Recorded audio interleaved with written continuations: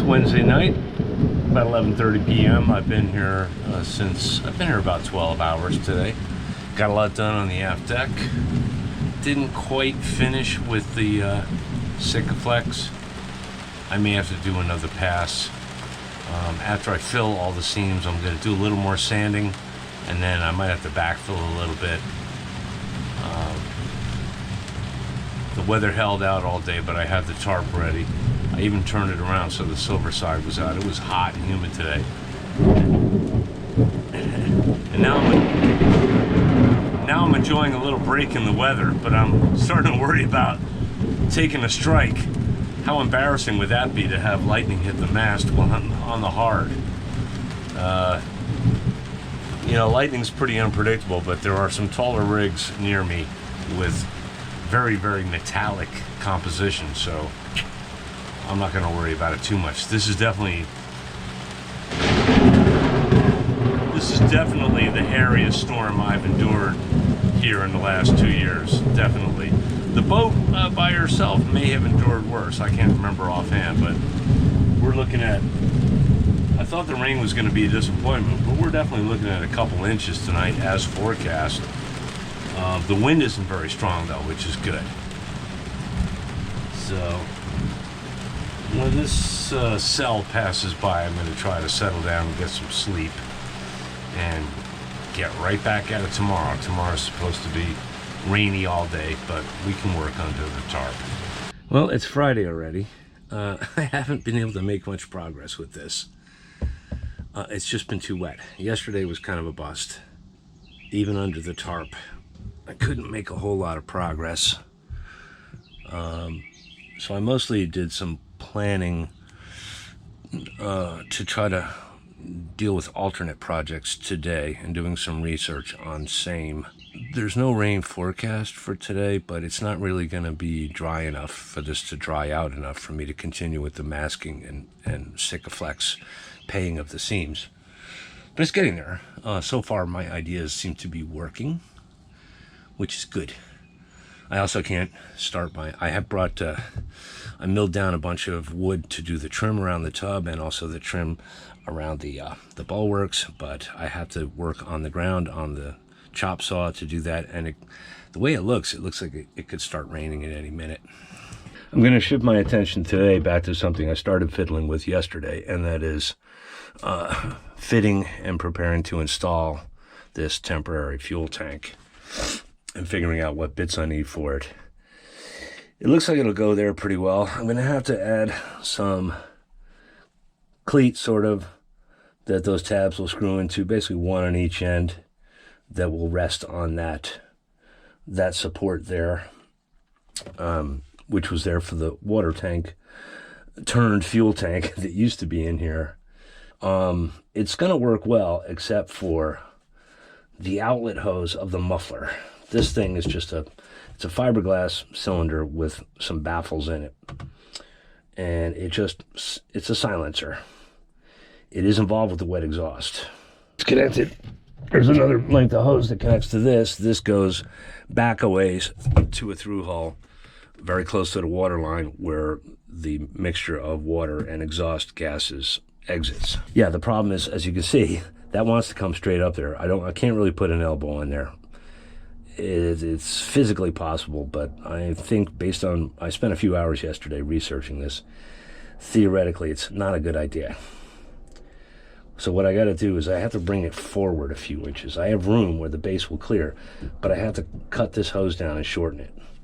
That research that I did indicates that shortening it up a little bit shouldn't be an issue. It's not a highly tuned race system or anything like that. If I made it a lot longer, I could get into some back pressure problems, but shortening it up a little bit shouldn't be an issue. Frankly, I'm not wild about how the end of this hose looks. That side is pretty good. So it could stand to be cut back anyway. That is as far back as that tank will go. I don't want to tilt it up because that leads to all kinds of issues with the pickup tube. So that's what we're going to do today. I got a brand new sender for that. I know I said before I didn't want electrical gauges, but I kind of do. They don't draw much. It'll only be drawing power when you start the engine. So or I don't have a key switch. I might add one later, but I think for now, if I just hit the glow button to glow the plugs, I'll be able to see at a glance how much fuel I have, or maybe I'll have a switch on a panel somewhere for it. And I started cleaning the rate cores yesterday, and I looked through my stash of parts for filters and O-rings and such, and it turns out I have everything I need to get those back online. So I think, because that's kind of easy, and I don't have to be inside here to do it, I'm going to do that first. There's a number of ways you can set up your fuel system. I'm going to go for a simple, reliable system where these guys will be plumbed in parallel. The system's going to be manually primed, more on that later, so I don't have to worry about that. And the reason for that, the reason I have them in parallel, I can switch between them, is that you can be running on one, and if suddenly it gets gunked up, the filter gets clogged, or there's some issue where this thing cannot do its job anymore, I can switch over to this one and instead of having to stop the engine, open this up, one of these up. If I only have one, I'd have to stop the engine, open this up, grab a new filter, maybe take the bowl off and clean it out. Meanwhile, the boat's drifting. And engine failure doesn't occur at convenient times. Engine failures seem to occur primarily in narrow channels, on a lee shore, in a crowded anchorage. You get the picture. So to avoid that, I'm going to be able to have a quick select between the two. I didn't actually talk about what these do for those who don't know. Basically, you have a filter housing up here. Then there's a centrifugal. As the fuel flows through here, it actually spins this thing. Using the centrifugal effect, it spins the water, which is denser, out into this bowl. And once you see that this is full, if you got water in here, you crack this drain and you can drain it out, along with any gunk in there. I should have shown a before picture. Both of these were just full of all kinds of probably old diesel bug. Nasty, nasty, nasty. I flushed them out and wiped them out with good old Seafoam. Not a sponsor, I wish they were. This is 12 bucks. I've been using this on my carbureted motorcycles for years. It's cool stuff. When I get ready to start the engine again, I'm going to top these off with Seafoam, each of them, and it won't hurt the engine. It actually will help clean injectors and jazz like that. I have to put a new filter element in here, so I just unscrew the cap. Made in USA, amazing. This is made in 2010. The system was installed in 2012. I don't see my micron rating here. Oh, brown is 2 micron, blue is 10, red is 20. So 2 micron is good. The smaller the better.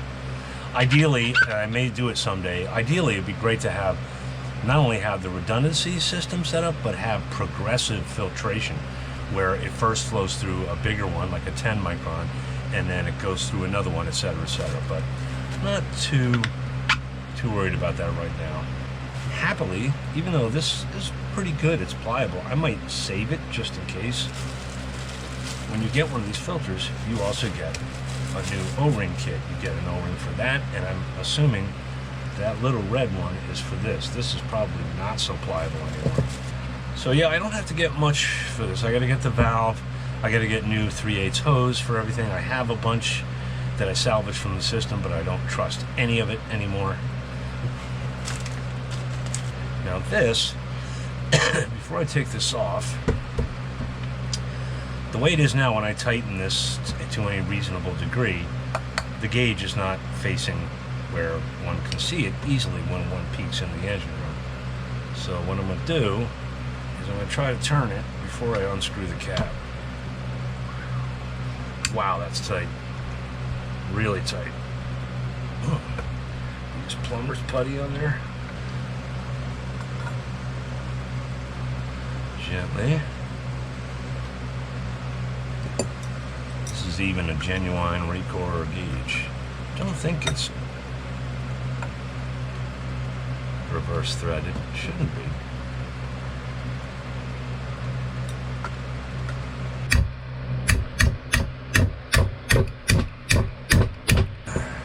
Just want to do this before I put the new parts on.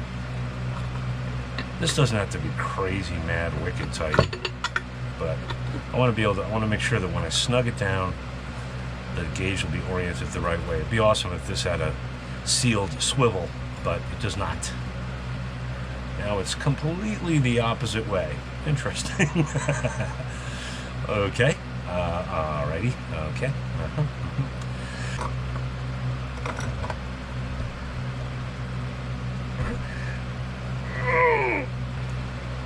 I think the answer may be to try to tighten it more. There's a lot of, I think we're down to the last turn and a half of thread here.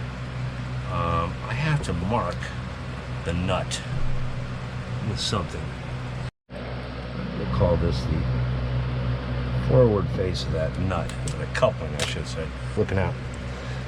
I thought it was bending for a hot minute. I was like, no, come on, baby, you can do this. One more. Me likey. Ooh, they put it in with a twist too. Naughty, naughty. Oh yeah, that's not good at all. I'm gonna throw that away. I think the guy I bought the boat from kept. Well, if this is 2010, I don't know. There were ongoing issues with the old fuel system. He went through a lot of these trying to get the boat up from North Carolina before he realized that it was the tanks, basically.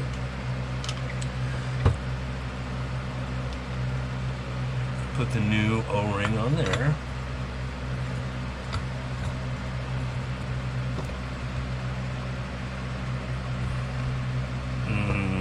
That needs more.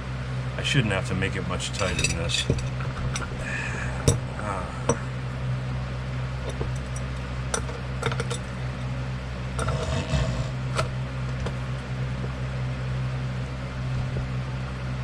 No way. Does not want to do it.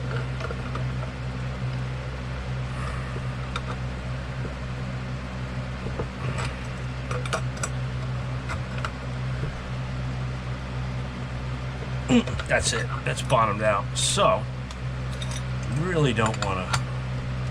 Oh, okay. That's not unreasonable. Oh yeah, it's got enough play. And we have it. Purdy. Is it time to do this yet? Almost. Before I do, I want to find a barbed fitting for that. All right. I guess I should just be thankful for the clouds. It's still quite humid, but I feel like I'm taking a little chance peeling this back. Whatever, I'll just have to cover it up again in haste, just like always. Yeah.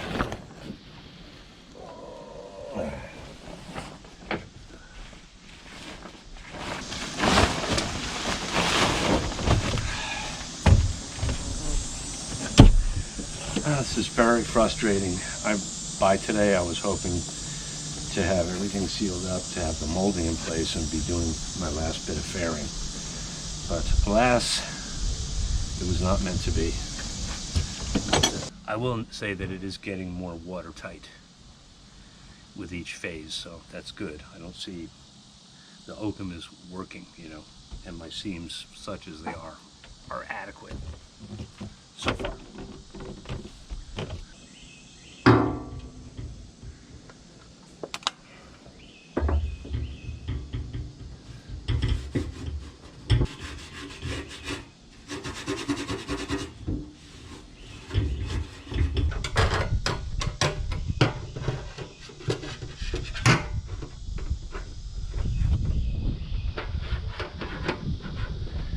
Arm position to the tank won't. You must rotate the sending unit. If arm moves freely, tighten that up and see. I don't know where the arm is right now. I think it's still over here, but yeah, it's going a long way. And this is just welded on. There's nothing sticking into the tank there, so that should be cool. Locating the measured tank depth in table 1. 7¼ we'll call it 7. So mark it all the way around so you can see it.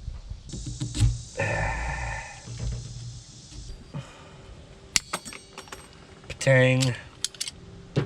Align 5-hole screw pattern and gasket without a mounting flange. Okay. That is nice.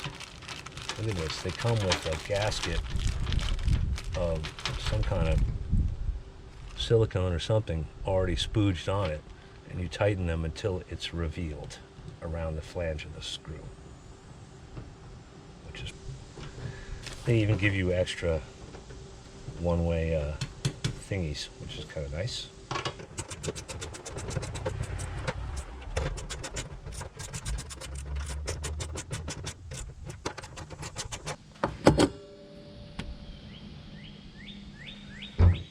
Aft.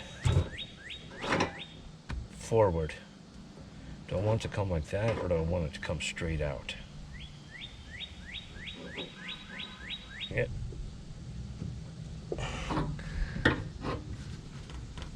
Yeah, it'd be good to have access once it is installed. If the hose cracks, if I ever have to get at that, you know.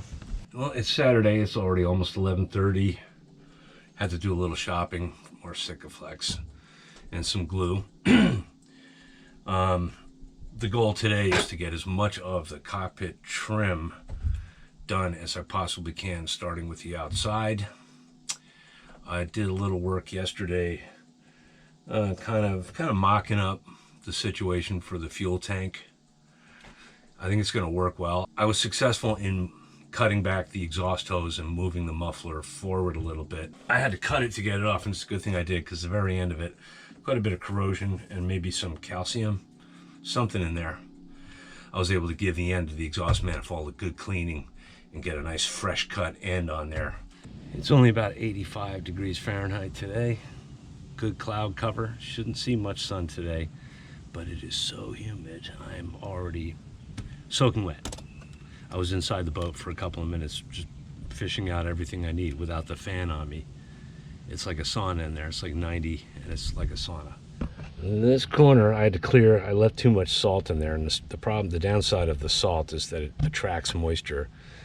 So I dried that out. I got to let that air dry a little more before I start laying my trim in there. But I have to mill it, test fit it, put a round over on it.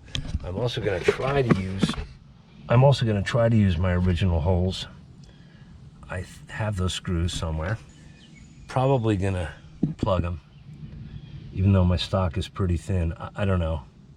All three surfaces of this bulwarks are going to have to be repainted. So I might have to sand a little bit too before I put it on there. And of course, again, we got to revisit that, but later. I got to get these seams buttoned up today. That should work out pretty well. I'm going to put use the router to put a radius on this first before I mark for my screw holes. I'm not going to counterbore and countersink, because this is pretty thin stuff. So I'm just using the countersink to go a little deeper. I might deepen that a little more, but I just want to get it tacked in place with a drywall screw for now.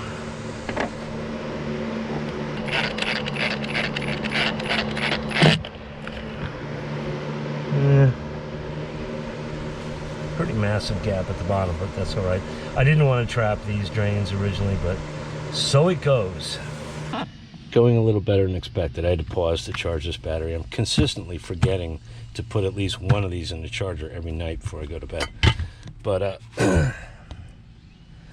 this gap is a little bigger than I would like. In retrospect, I don't know if I'm going to do it for the other side, because I want them to look the same, but the best way to do this would have been to force a block of wood in between the cap rail and this piece at the right length to really shove it down more. But I would have to have a different block for every station or every screw, because this measurement doesn't remain the same fore and aft. I have to make a decision if I want to add a piece across here. I don't think I'm going to. I'm going to clean this up a little better so it's more ready for paint.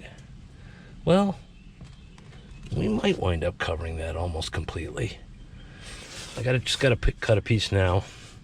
I don't have quite long enough pieces, so I have to do what the original, or whoever put on the latest iteration of this trim did, and that is fit a short piece at the end, which you kind of want to do anyway, because it's almost impossible to measure this precisely, right? So you'd wind up having with a coming up short or something anyway. And my pieces were not much longer than this to begin with, because I kind of forgot that this cut, even though it's about 45, same as the joint, it's not square. It has to come back at a funny angle. I think I can do that on my compound miter saw, but plot it with this thing. I really don't like this thing. Unfortunately, I have a normal bevel gauge, but the other day when I was working with it, I dropped, it has a wheel similar to this to lock it. It fell into the bilge, and it's made of aluminum, so I can't fish it out with the magnet. I tried to put my head and shoulders inside the lazarette this morning to reach down and sort of feel for it, and I almost got stuck. I almost couldn't pull myself out of there. Didn't have my phone on me either. It was crazy. It was like Winnie the Pooh, you know. So I'm stuck with this thing. Regular bevel gauge, I'd be done with this marker.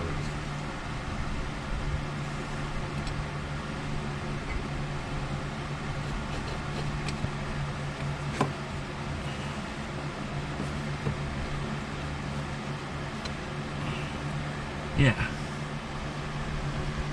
it is kind of weird that it angles up. I'll run the radius right off the end of it, and yeah, definitely the next size up.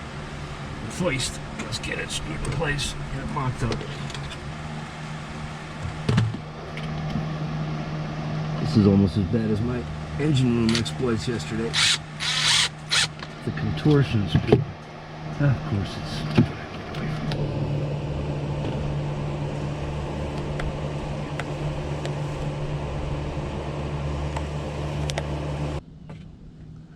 Can we do this without making a mess?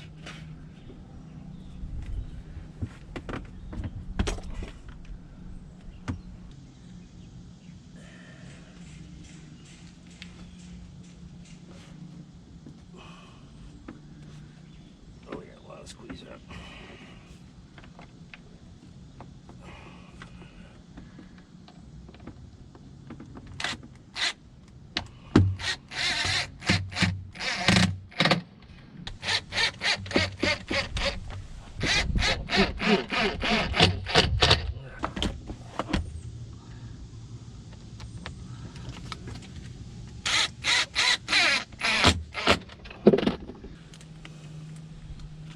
It's got to come down more. Where do I put my body here? Push down on it with this, maybe.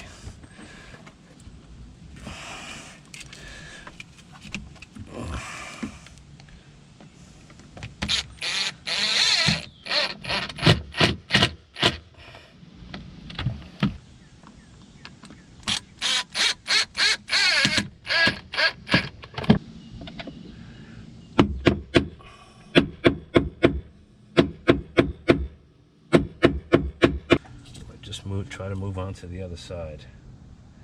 Yeah, I can move on to the other side. Well, I've gotten both sides attached and bedded, and frankly, it could have come out a lot better. But again, I don't have the luxury of starting over. I only brought so much stock. It wasn't very good. I think I'm definitely going to paint this because I have to do a lot of filling and fixing of really bad joints. But I can make it all pretty with epoxy. You'll never know. I don't know if I'm even going to plug the screw holes. I might just epoxy them and pray that I never have to remove that trim.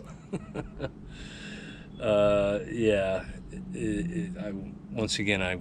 Once again, I vastly underestimated how difficult it would be to do it right and how long it would take. It's almost 6 p.m. now. There's no point in getting into this today. I really wanted to at least start with the trim on this, but there's no way it's going to happen. I'll have just enough time to get really angry as it gets dark and then have to clean up in the dark. I got to get up at like 6 a.m., so I'm going to clear the deck here, take a couple of hours, use up probably another 1.5 tubes of Sikaflex to fill all of these seams, And then it's not expected to rain until Wednesday, I think, of next week, and today is Saturday. But it will, or there'll be heavy dew buildup or something. I don't know how many days I need to stay at home.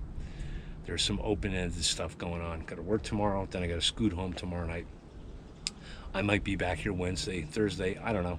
Probably just in time for more rain, I reckon. So I'll have to put the tarp back and all that stuff. In fact, I got to put the tarp back tonight because this stuff, I'm a little discouraged today, but it's moving along. It's nearing completion, and we still have like the better part of a month before I launch, but I have so much to do. I'm trying to, now the big rush is to get enough done that I can get a realistic out of the water survey before I splash. I haven't even scheduled that yet. I've talked to the guy I'm going to use. I told him August, but yeah, it's going to be crazy. I have a feeling August is going to be as stressful and nutso as June as June of 2023 was, trying to pull all the loose ends together. Else, yeah, let's clean up. I got some shade here. There's a cloud. About 5 minutes ago, the sun popped out, and I could hear it screaming in anger. It was just like, "Shh, I hate you, I'm the sun, die, die, die, die." Absolutely brutal. I've had enough sun this summer, I think. Yeah, definitely.